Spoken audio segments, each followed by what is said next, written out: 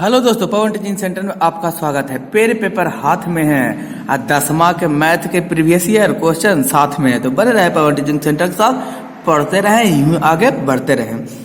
हम लोग आज करने जा रहे हैं चैप्टर 3 दो चर वाले रैखिक समीकरण का पार्ट 3 करने जा रहे हैं। तो अगर आप इस वीडियो को देख रहे हैं तो इसके पहले इसका पार्ट 1 और पार्ट 2 जाकर देख लीजिए, जिससे आपको प्रश्न समझ में आसानी हो। तो चलते हैं, देर ना कर हम लोग आगे की ओर बढ़ते हैं। यहाँ पर मैं एक बार फिर मैं कहूँगा, पढ़ लो चाहे कहीं से, प्रश्न आएगा यहीं से। तो चलिए, इसके पहले सबसे पहले बनाने से पहले हम लोग ये देख लेते हैं कि फार्मूला, इसमें दो चर वाले रैखिक समीकरण का फार्मूला है, वो फार्मूला हम लोग क्या करते हैं, क्लियर कर लेते हैं।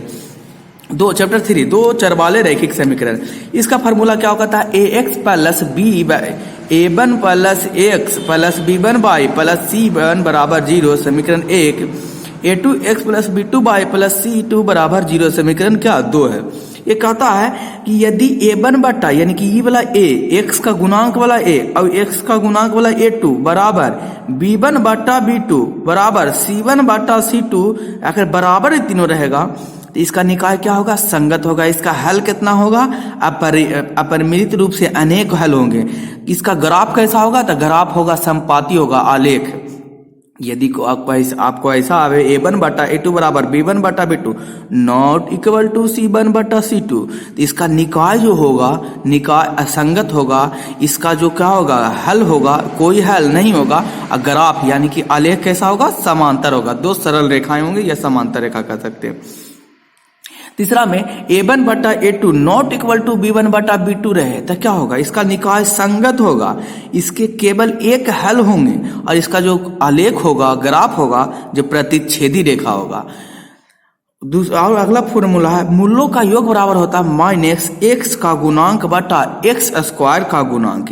ये इतना आपको याद रहना चाहिए, चैप्टर में इतना इंपॉर्टेंट है, इससे ही सारा प्रश्न बन जाएगा आपको। तो उम्मीद करते होंगे कि इसको बार बार अगर आप देखेंगे वीडियो को, तो स्टार्टिंग में ही हम क्या कर देंगे, बता दिया करेंगे, जिससे आपको क्या हो जाए, सारा याद हो जाए। हम लोग चलते हैं प्रश्न संख्या 2020 के प्रश्न संख्या फर्स्ट में चलते हैं, यानी 2020 में प्रश्न संख्या 20वां नंबर। इसके पहले हम लोग 19 प्रश्न कर चुके हैं, जो 2022 और 2021 में प्रश्न पूछे गए थे। तो उम्मीद करते हैं आपको समझ में आ रहा होगा। अगर नहीं भी आ रहा है तो देख लिए और समझाते हैं तो समझिए। चलते हैं प्रश्न संख्या फर्स्ट की। तो प्रश्न संख्या फर्स्ट क्या करा है, समीकरण युग्म 2x प्लस 3y बराबर 5 तथा 4x प्लस 6y बराबर क्या है, 15 का क्योंकि होगा, अद्वितीय हल होगा, अनंत हल होंगे, कोई हल नहीं होंगे। तो इसको पता करने के लिए सबसे पहले इसको क्या लिखेंगे 2x प्लस 3y बराबर कितना, 5। प्लस में इधर माइनस में आएगा, इसको स्टैंडर्ड फॉर्म में लिखेंगे 2x प्लस 3y माइनस 5 बराबर 0। इसको ले लेते हैं समीकरण 1। फिर दिया हुआ अगला हमको दिया है 4x प्लस 6y बराबर 15 दिया हुआ। ये प्लस में इधर आएगा, बराबर में तो हो जाएगा 4x प्लस 6y माइनस 15 बराबर 0। इस समीकरण कितना हो जाएगा, 2 हो जाएगा। इसमें यहां से a1 निकालेंगे, a1 बराबर होगा 2। यहां से निकालेंगे b1 बराबर x y का गुणांक कहलाता है b1 3 है, और c तो यहाँ पर देख ही रहिए, c कितना दिया हुआ, -5 दिया हुआ।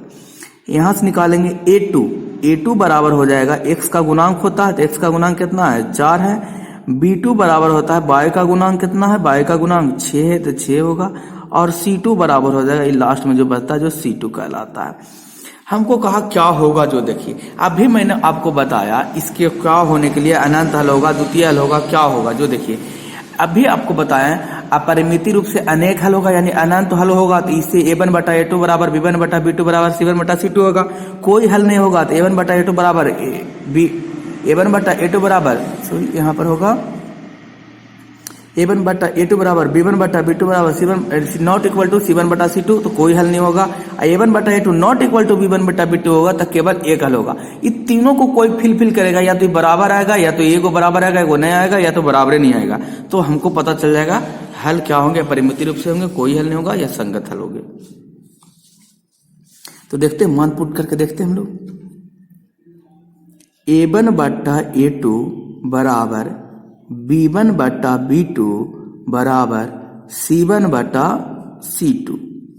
A1 के स्थान पर 2 है तो 2 पुट करेंगे, A2 के स्थान पर कितना है 4 है तो 4 लिखेंगे, B1 के स्थान पर 3 है तो 3 लिखेंगे और B2 के स्थान पर 6 लिखेंगे, C1 के स्थान पर -5 है तो 5 लिखेंगे और C2 के स्थान पर -15 है तो 15 लिखेंगे। हम इस तरीके से पहले बना लेते हैं क्योंकि आपने पता चल जाएगा यहाँ बराबर कौन पहला बराबर नहीं होगा, दूसरा बराबर होगा, क्या होगा नहीं होगा पता चल जाएगा। 2 एकम 2, 2 तिया 6, सॉरी 2 एकम 2, 2 दूना 4, 3 एकम 3, 3 दूना 6, 5 से 5 कटिया, 5 एकम 5, 5 तिया 15। तो देखिए यहाँ 52/2 बराबर 52/2 नॉट बर 1/3 ही क्या बराबर होगा नहीं। तो जब बराबर 2 को बराबर एगो बराबर हो एगो ना हो, देखिए जब एगो बराबर एगो ना हो तो क्या होगा कोई हल नहीं होगा। इसमें क्या लिखेंगे इसका कोई हल नहीं होगा। इसका आंसर क्या हो जाएगा कोई हल नहीं होगा। तो प्रश्न संख्या 20 का आंसर क्या हो जाएगा ऑप्शन नंबर सी कोई हल नहीं होगा। तो प्रश्न संख्या 20 का टिक मार दीजिए कि कोई हल नहीं होगा। उसी प्रकार से हम लोग प्रश्न संख्या चलते हैं 21 की ओर।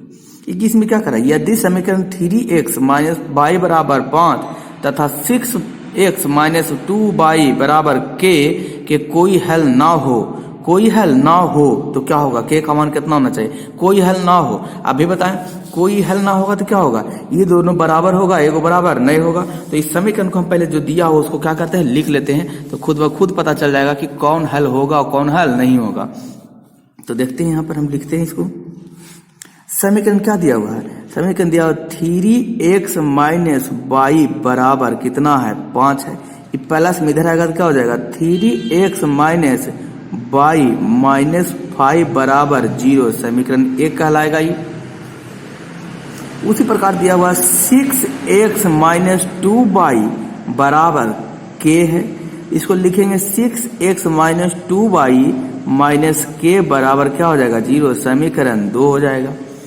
यहां से निकालते हैं a1 बराबर 3, b1 बराबर निकालते हैं कुछ नहीं तो यहाँ पर -1 है तो माइनस में तो -1 और c1 बराबर यहाँ हो गया कितना -5। थोड़ा सा लगता है धुंधला हो गया, उम्मीद करते हैं आप कैमरा ठीक हुआ हो गया। यहां से निकलेगा a2 बराबर 6, b2 बराबर -2 और C2 बराबर -k। कहा कोई हल ना हो तो कोई हल ना होगा तो क्या होगा A1 बटा A2 बराबर B1 बटा B2 not equal to C1 बटा क्या होना चाहिए C2, तभी तो कोई हल नहीं होगा ना। A1 के जगह पर 3 है तो 3 पुट कर दिए, A2 के जगह पर 6 है 6 पुट कर दिए, B1 के जगह पर -1 है माइनस किए अब B2 के जगह पर -2 है -2 पुट किए, C1 के जगह पर -5 है माइनस पुट किए और K के जगह पर -k पुट कर दिए, C2 की जगह पर माइनस से माइनस कट गया 3 एकम 3, 3 दूना 6 ये भी माइनस से माइनस कट गया 1/2 बराबर 1/2 बराबर 5/k हो गया। अब ये दोनों तो बराबर है दिख रहा, ये बराबर नहीं होना चाहिए तो कोई भी मान यहाँ पुट कर दे, 0 भी पुट कर दे तो भी बराबर होगा, 1 भी रख दें तो भी बराबर होगा, लेकिन 2 भी रख देंगे तो भी बराबर होगा, 3 भी रहेगा तो भी बराबर होगा, 4 रखेंगे तो भी बराबर होगा, अब 5 रखेंगे तो भी बराबर होगा। ये बराबर होगा कब जब यहाँ 10 रखाएगा तब ये बराबर होगा, यानी कि 0 से 9 के बीच में ये कौनों के का मान हो जाएगा तो बराबर नहीं होगा। तो देखते हैं ऑप्शन में k बराबर 0, k equal to not 0, k equal to not 10 या k बराबर -10। अगर -10 रख देते हैं तो भी क्या हो जाएगा बराबर हो जाएगा। तो कौन होगा इसमें देखिए 21 प्रश्न संख्या 21 का आंसर क्या आप दे सकते हैं 0 तो नहीं दे सकते हैं, k equal to not 10, k का मान 10 नहीं होगा, क्या k बराबर 0 होगा 0 होगा तो भी बराबर नहीं होगा, k का मान नॉट 0 नहीं, k का मान तो नॉट 0 नहीं हो सकता। तो k का मान माइनस अगर 10 लिखते हैं -10 रखते तो 5 दूना 10 -2 वो भी बराबर नहीं हुआ।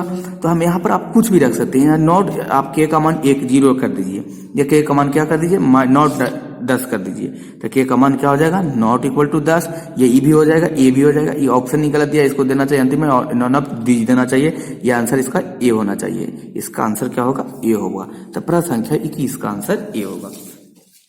उम्मीद करते होंगे कि आपको समझ में आ रहा है। यदि आपको समझ में आ रहा है तो वीडियो को लाइक और चैनल को सब्सक्राइब करना ना भूले। बने रहे पवन टीचिंग सेंटर के साथ, पढ़ते रहे, आगे बढ़ते रहे। हम लोग प्रश्न संख्या चलते हैं 22 की ओर। यदि समीकरण x माइनस 2y बराबर 3 तथा 3x प्लस k y बराबर 1 का एक अद्वितीय हल होगा। अद्वितीय हल होगा मतलब कुछ ही अद्वितीय हल होगा मतलब दूसरा हल नहीं होगा, सिर्फ एक ही हल होगा। किस मान के लिए? तो प्रश्न संख्या 22 देखते हैं। तो प्रश्न संख्या 22 में कह रहा है x माइनस 2y बराबर 3। इसको लिख सकते हैं स्टैंडर्ड फॉर्म में, x माइनस 2y माइनस 3 बराबर 0, समीकरण 1। फिर उसी प्रकार से हम लिख सकते हैं, अगला दिया हुआ है 3x प्लस k y बराबर 1।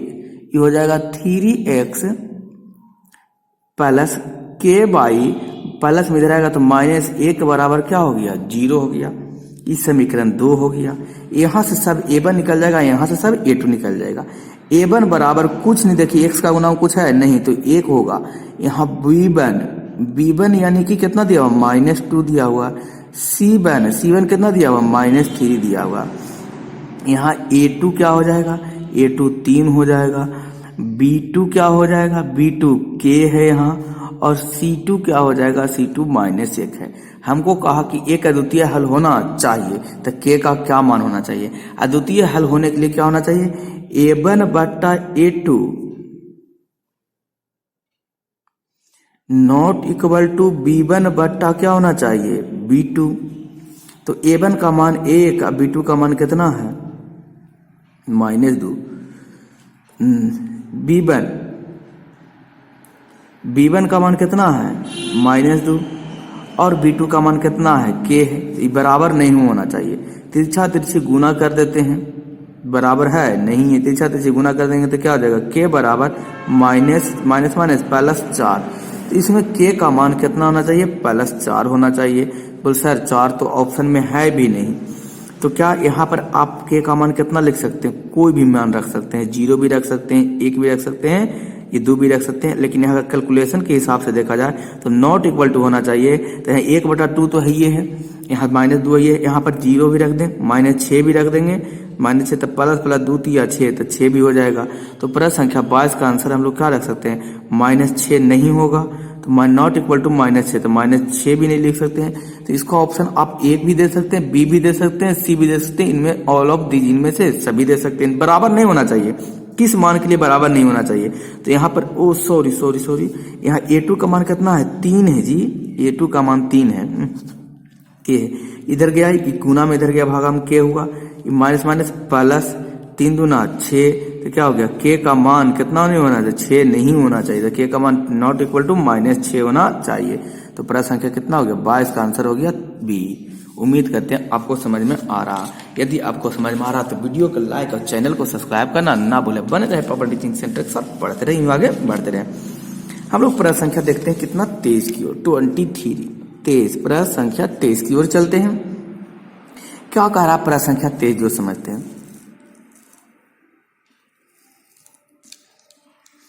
प्रश्न संख्या 23 कह रहा है k के किस मान के लिए समीकरण निकाय 4x प्लस k y बराबर 6, 2x माइनस 4y बराबर 3 के अनगिनत हल होंगे। तो 4x प्लस k y बराबर कितना? 6, 2x माइनस 4y बराबर 3। ये प्लस में इधर आएगा तो माइनस में, तो 4x plus k y minus 6 बराबर 0, 2x माइनस 4y माइनस 3 बराबर 0। ये समीकरण 2 हो गया। ये समीकरण कितना हो गया? 1 हो गया। इससे कह रहा अनगिनत हल होना चाहिए, यानी कि तीनों बराबर। अनगिनत हल होने के लिए क्या होगा जो देखते हैं।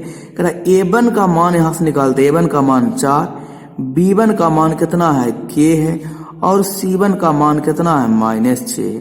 यहां से निकालते हैं a2 का मान निकालते हैं। a2 का मान समीकरण 2 में a2 का मान कितना है? 2। b2 का मान निकालते हैं तो कितना? -4 है, और c2 का मान निकालते हैं तो कितना है? -3 है। अनगिनत हल होने के लिए हमको a1 बटा a2 बराबर b1 बटा b2 बराबर c1 बटा c2 होना चाहिए। बोल सर ये तो हम जानते ही, हमको पता ही है, आप मेरे स्टूडेंट हैं तो तेज हैं ही, तो आपको पता ही होगा कि क्या ही है। a1 का मान कितना है 4 है और a2 का मान कितना है देखिए तो 2 है। b1 का मान कितना है k है और b2 का मान कितना है -4 है। c1 का मान -6 है और c2 का मान -3 है। देखा जाए तो माइनस से माइनस कट गया, 3 दूना 6 कटा, 2 दूना 4 कटा, यानी 2 बराबर k बटा -4 बराबर 2। या k का मान निकालना है तो आप ये दोनों में से या तो ई दोनों को ले लीजिए या तो आप ई दोनों को कोई उठा लीजिए, आपको आंसर आ जाएगा। तो सर 2 बराबर k बटा -4 लेते हैं, बटा में इधर आएगा तो भागा में इधर आएगा तो गुना में, तो 2 गुने -4 बराबर k हो जाएगा। 4 दूना 8 -8 बराबर k, तो k का मान कितना आना चाहिए -8 आना चाहिए। तो क्या हो जाएगा, इसका अनगिनत हल हो जाएगा। तो पूरा संख्या 23 का आंसर देखते हैं -8, ऑप्शन नंबर बी में दिया हुआ। तो पूरा संख्या 23 का आंसर क्या हो जाएगा, बी हो जाएगा। उसी प्रकार हम लोग पूरा संख्या चलते हैं कितना 24 की ओर चलते हैं। पूरा संख्या कितना 24 है। 2x प्लस 3y बराबर 11 है और 2x माइनस 4y बराबर -24 का हल होगा। क्या होगा लीजिए, ये ऐसा प्रश्न को आप लिखिए पहले समीकरण को, तो 2x प्लस 3y माइनस 11 हो गया बराबर 0। उसके बाद ये हो गया 2x दिया हुआ है -4y बराबर -24, इसको लिख सकते हैं 2x माइनस 4y माइनस में प्लस में 24 बराबर 0। इस समीकरण 1 हो गया, इस समीकरण क्या हो गया 2 हो गया। ये दोनों समीकरण हो गया, तो दोनों समीकरण को हम लोग क्या करते हैं देखते हैं तो क्या होगा जो देखो। ये दोनों समीकरण को हम देखेंगे तो इसमें डायरेक्ट आप चाहे तो इसका मान भी निकाल सकते हैं, डायरेक्ट समीकरण से x का और y का मान पुट कर दीजिए। तो बोल सर कैसे होगा, आप तो कह देते हैं कि डायरेक्ट समीकरण से मान पुट कर दो तो कैसे होगा। ऐसा प्रश्न आप देखेगा ना लास्ट ऑप्शन वाला ज्यादा सटीक रहता है हमेशा, कि जानता है एग्जामिनर क्या करता है, जानता है कि स्टूडेंट क्या करेगा, पहला वाला पुट करेगा नहीं 0 होगा, दूसरा वाला पुट करेगा नहीं 0 होगा, तीसरा वाला पुट करेगा नहीं 0 होगा, चौथा वाला करते तो उसको टाइम ही तो बर्बाद करवाना है एग्जाम आप लोग का। तो आप पीछे से चलिएगा, हमेशा मैं कहता हूँ डी ऑप्शन देखिएगा, सी देखिएगा, बी देखिएगा, कभी नहीं आपको ये ऑप्शन बी ऑप्शन में मिलेगा, जब भी मिलेगा डी और सी में मिलेगा। तो चलते हम लास्ट से देखते, लास्ट ऑप्शन से चेक करते हैं। एक्स का मान हम कितना पुट करते हैं -2 और वाई का मान पुट करते हैं कुछ 5। तो 2x के मान पर कितना पुट करेंगे -2 प्लस 3 और वाई का स्थान पर कितना 5 -11 बराबर 0 हो गया। 2 दूना 4 -4 प्लस 5 दिया 15 -11 बराबर 0। ये करेंगे, ये पुट करेंगे तो 11 14 कितना हो गया -15 प्लस 15 बराबर 0, 15 प्लस 15 -15 कट गया 0 हो गया, 0 बराबर 0 हो गया।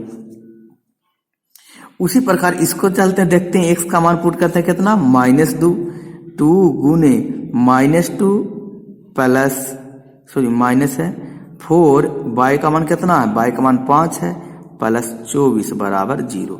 माइनस माइनस 2 दूना 4 -5 के 20 प्लस कितना 24 बराबर 0।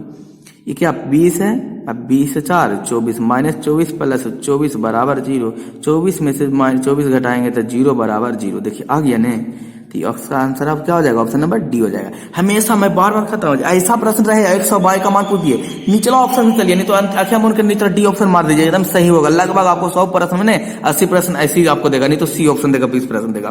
क्यों, क्योंकि आप चेक तो कीजिएगा पहला ऑप्शन, दूसरा ऑप्शन, तीसरा ऑप्शन, चौथा ऑप्शन चेक करते करते टाइम आपको मरेगा, और जानबूझ के एग्जामिनर क्या होता है चौथा ऑप्शन आपको देगा।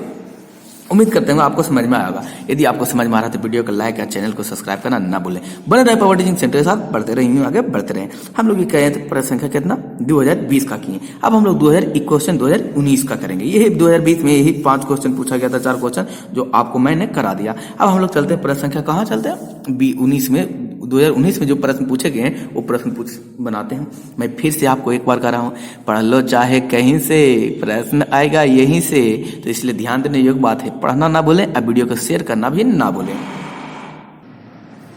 अब चलते 2019 में प्रश्न जो पूछे गए हैं, आप एक तरह से समझ सकते हैं ये क्रैश कोर्स ही है। कौन कोर्स है? क्रैश कोर्स, यानी कि सीधे क्रैश कोर्स के द्वारा अभी 10 दिन का टाइम है, 10 दिन में आप कर दीजिएगा, पूरा कंप्लीट हो जाएगा। 15 दिन है, ये क्रैश कोर्स के रूप में आपको सारा वीडियो दिया जा रहा है। तो बने रहे पवन टीचिंग सेंटर साथ, पढ़ते रहें, आगे बढ़ते रहें।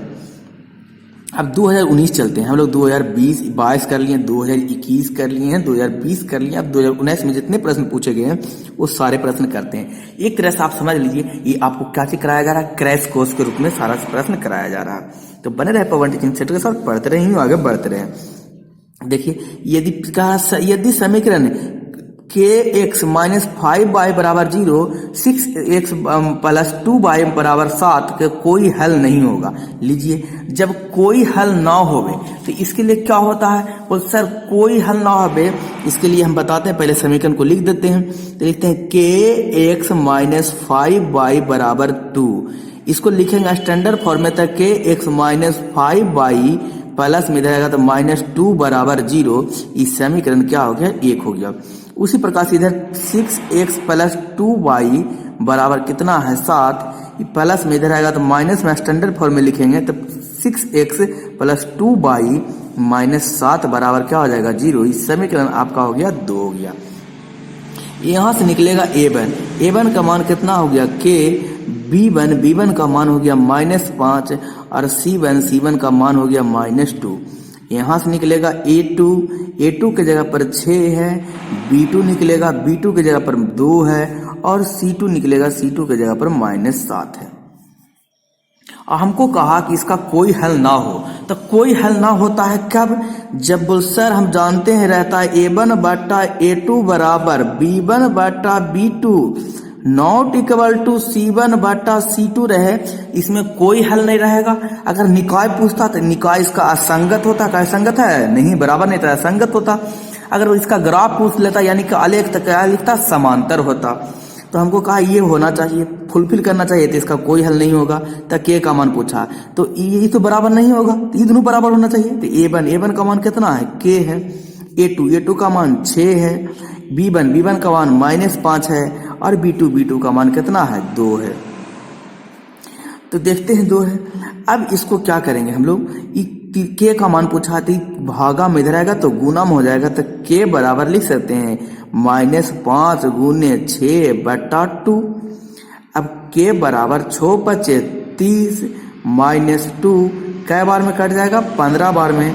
तो k का मान आ जाएगा कितना? -15 आ जाएगा। तो k का मान कितना रहे? -15 रहे, तो इसका जो हल होगा कोई हल नहीं होगा। तो k का मान माइनस कितना? 15। देखिए आपको ऑप्शन नंबर कितना में दे रहा? डी में k का मान -15। तो हम भी लाए k का मान, हम लोग कितना लाए? -15। तो इसका प्रश्न संख्या 25 का आंसर क्या हो जाएगा? k, ऑप्शन नंबर डी हो जाएगा। उसी प्रकार चलते हैं हम लोग प्रश्न संख्या कितना? 26 की ओर चलते हैं। देखते हैं 26 में क्या कह रहा है। उम्मीद करते हैं आपको प्रश्न समझ में आ रहा होगा। कह रहा है समीकरण युग्म x प्लस 2y प्लस 5 बराबर 0 तथा 3x माइनस 6y प्लस 1 बराबर 0 को हल है। कौन हल है? अद्वितीय हल होगा, अनेक हल होगा, इनमें से कोई नहीं हल होगा, जो देखते हैं। आप अगर इस चैनल को देखना स्टार्ट किए ना वीडियो को, तो पूरा अंत तक देखिए ताकि आपको हर एक प्रश्न समझ में बढ़िया से आ जाए। नहीं तो फिर वही होगा, यदि तुम मुझे छोड़ के जाओगे बड़ा पछताओगे। वह गाना तो आप सुने ही होंगे। चलिए, यहाँ समीकरण पहला दिया हुआ प्रश्न संख्या 26 में कह रहा है x प्लस 2y प्लस 5 बराबर 0। समीकरण फर्स्ट ये विभक्ति स्टैंडर्ड फॉर्म में दिया हमको, बहुत अच्छा। दूसरा कह रहा 3x माइनस 6y प्लस 1 बराबर 0। तो यहाँ से हमको निकाले करा क्या होगा, जो देखते हैं। तो यहाँ से a1 निकालते हैं। a1 कुछ नहीं दिया हुआ था, 1 रहता है। b1 निकालते हैं। b1 y का गुणांक होता है तो 2 है। c1 कितना है? 5 है। यहाँ से निकालते हैं a2 कितना है? -3 है। b2 निकालते थे कितना? -6 है। और c2 निकालते थे कितना है? 1 है। हमको कहा क्या कहा जो नहीं पता है, कि कहा निकालिए कि द्वितीय हल होगा, परिमिति रूप से हल होगा, कोई हल नहीं होगा। तो a1 बटा a2 बराबर b1 बटा b2 बराबर c1 बटा c2 लिख देते हैं। इसी में से हमको पता चल जाएगा, या तो तीनों बराबर होगा, या तो ये नहीं बराबर होगा तो यहाँ काट देंगे, या तो यही नहीं बराबर होगा तो यहाँ काट देंगे, तो ये तो अपने खत्म हो जाएगा, तीनों यहीं से आ जाएगा, इसलिए मैं यही वाला लिखा। मान अब पुट करते हैं, चलते हैं a1 का मान 1 है, तो 1 बटा a2 का मान -3 है बराबर b1 का मान 2 है और b2 का मान -6 है। c1 का मान 5 है और c2 का मान 1 है। तो देखते हैं यहाँ पर अगर देखा जाए तो 1 बटा -3 बराबर 2 बटा, इसको काटेंगे 2 3 6, यानी 1 बटा -3 बराबर 5 बटा 1। ये दोनों तो बराबर है, लेकिन ये बराबर है नहीं। तो जब एक बराबर रहे एक बराबर न रहे तो क्या होता है, कोई हल नहीं होता। इसका क्या लिखेंगे, कोई हल नहीं है, क्योंकि हम जानते हैं a1 बटा a2 बराबर b1 बटा b2 और नॉट इक्वल टू c1 बटा c2 रहे तो इसका कोई हल नहीं होता। तो प्रश्न संख्या 26 का आंसर क्या हो जाएगा, कोई हल नहीं होगा। तो प्रश्न संख्या 26 का आंसर क्या होगा, ऑप्शन नंबर सी। प्रश्न संख्या 26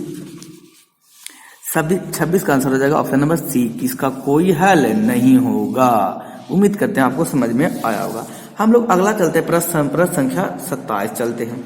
तो प्रश्न संख्या 27 क्या करा, जो देखिए रैखिक समीकरण युग में, कौन समीकरण युग, रैखिक समीकरण युग में x प्लस 3y माइनस 4 बराबर 0 तथा 2x माइनस 5 बराबर -1 बराबर 0। ये अवरोधी होगा, विरोधी होगा, आश्रित होगा या कोई नहीं होगा। देखिए कब अवरोधी होता है, कब विरोधी है, कब आश्रित होता है, जो हम लोग पहले समझ लेते हैं। तो पहले हम लोग a1 अवरोधी के संगत को ही कहते हैं, अवरोधी कहते हैं, अवरोधी कहते हैं, विरोधी कहते हैं, संगत को और फिर संगत को आश्रित कहते हैं। ये हल द्वारा देखा जाता है। बोल मतलब नहीं समझ में आया सर, हम के लीजिए देखिए यहाँ पर आप समझिएगा। जब संपाती होगा तो रोधी होगा, समांतर होगा क्या होगा, संपाती होगा तो विरोधी होगा, समांतर होगा तब विरोधी होगा, साथ ही साथ आश्रित होगा। इसका निकाय आश्रित होगा, आश्रित मतलब कुछ ना कि साथ साथ चलेगा। ये प्रतिच्छेदी होगा। बोल सर हमको नहीं समझ में आया, फिर से हमको बताइए कैसे आश्रित होता है, कैसे क्या होता है। हम कह लीजिए फिर से आपको समझाते हैं। लीजिए हम आपको फॉर्मूले में ही डिपेंड कर दिए। जब आपका संपाती होगा यानी कि आलेख होगा संपाती, संपाती मतलब कुछ दोनों समीकरण जब आलेख जाएंगे तो दोनों जो समीकरण होगा लेखा एक ही लाइन पर दोनों होगा, इसको कहते हैं आश्रित। क्या होगा, आश्रित। ये दोनों एक साथ चलेगा, ये आश्रित कहलाएगा। जब समांतर ग्राफ समांतर होगा, ये दोनों सीधे पैरेलल चलेगा तो क्या कहलाएगा, विरोधी कहलाएगा। और जब प्रतिच्छेदी होगा यानी कि एक दूसरे को दोनों समीकरण क्या ग्राफ खींचेंगे तो काटेगा तो क्या कहलाएगा, अवरोधी होगा। तो हमको प्रश्न देखिए इसमें क्या पूछा है, एक रैखिक समीकरण युग्म का इतना किया जाए तो क्या होगा, अवरोधी होगा, विरोधी होगा, आश्रित होगा। तो हमको हर हाल में यही तीनों निकालना है, खुद ब खुद पता चल जाएगा अविरोधी होगा, विरोधी होगा, क्या होगा। तो चलते हैं इसको क्या करते हैं, निकालते हैं। तो निकालने से पहले हम सीधे कुछ नहीं करेंगे। तो कुछ नहीं कीजिएगा तो क्या कीजिएगा सर, बैठल रहिएगा कि नहीं जी। कहने का मतलब कि आप ध्यान से देखिए और आपको समझ में आ रहा हो तो अपने दोस्तों के साथ शेयर भी कर दीजिए, जिससे कि आपके दोस्त भी क्या कर सके, जान सके, पढ़ सके। क्योंकि आप पढ़ने में बिजी हो जाते हैं तो फिर शेयर नहीं कर पाते हैं। चलिए प्रश्न संख्या 27 देखते हैं। यदि x प्लस 3y माइनस 4 बराबर 0, इस समीकरण 1 हो गया। यहाँ समीकरण 2 है, क्या है, 2x माइनस 5y माइनस 1 बराबर 0, इस समीकरण 2 हो गया।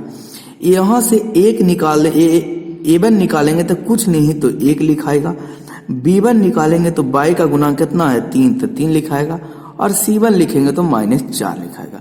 बोल हाँ सर ये तो जानते ही हैं हम। अगला देखिए तो आप यहाँ से लिखेंगे a2 लिखेंगे तो कितना लिखाएगा, 2 लिखाएगा। लिखेंगे b2 तो b2 देखेंगे तो कितना, -5 लिखाएगा, और लिखेंगे c2 तो -1 लिखाएगा। तो हमको क्या पता क्या होगा, तो नहीं जब पता रहे तो पूरा ले लेते। a1 बटा a2 बराबर होगा b1 बटा b2 के, और b1 बटा b2 बराबर होगा c1 बटा c2 के। मान पुट करते, a1 का मान 1 है, a2 का मान 2 है, b1 का मान 3 है, और B2 का मान -5 है। C1 का मान -4 है और C2 का मान -1 है। ये माइनस माइनस तो कट गया। ये क्या लिखेंगे, 1/2 बराबर 3/5 बराबर 4/1। न तो यह बराबर है और न तो यही बराबर है, तो है बराबर कोई नहीं।